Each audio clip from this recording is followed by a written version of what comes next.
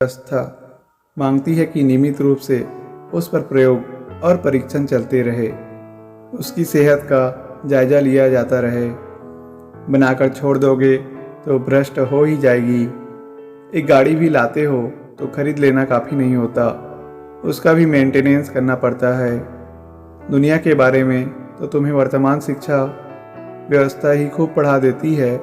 तुम कौन हो, कैसे हो, तुम्हारी प्रक्रियाएं कैसे चलती है, पर मन क्या चीज़ है इसके बारे में कुछ नहीं बताती। तो इसीलिए अपूर्ण है यह व्यवस्था। पूर्णता इसमें तब आएगी जब इसमें आत्मज्ञान भी शामिल होगा। सत्य की शिक्षा देना जटिल काम है, पर काम जितना मुश्किल है उस काम का फल उतना ही मीठा भी है।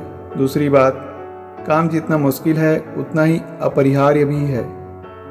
जो काम आवश्यक है उसे तमाम कठिनाइयों के बावजूद करना तो पड़ेगा।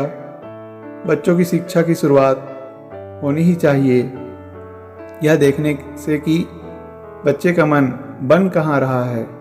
कुछ दिन बच्चे की तरह जी करके देखो कि बच्चे का उसका सारा मानसिक भोजन कहाँ से मिल रहा है। बच्चा ही बन जाओ, फिर तुरंत समझ जाओगे कि जहर के रास्ते क्या क्या है। तुम बच्चे को बहुत ज़्यादा नई चीज़ें नहीं सिखा पाए किसी कारणवश तो कम नुकसान है। ज़्यादा नुकसान होता है जब बच्चा बहुत सारी फालतू की चीज़ें जमा करता रहता है। लेकिन तुम्हें पहले पता होना चाहिए कि वो सब बच्चे तक कहाँ से पहुँच रहा है।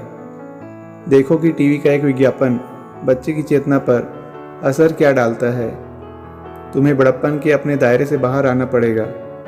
तुमने बड़ा ही बनकर उस विज्ञापन को देख लिया और ज़रा गौर भी नहीं किया कि बगल में जो बच्चा बैठा है उसकी चेतना पर उसका क्या असर पड़ेगा, तो गड़बड़ तो हो जाएगी। पहले तो धीरे धीरे करके वो सब हटाओ जो उनके जीवन में आ गया है और आकर बढ़ रहा है। हटाना काफ़ी नहीं होगा, क्योंकि उन्हें तो चाहिए कुछ खेलने को, पकड़ने को, विचार करने को।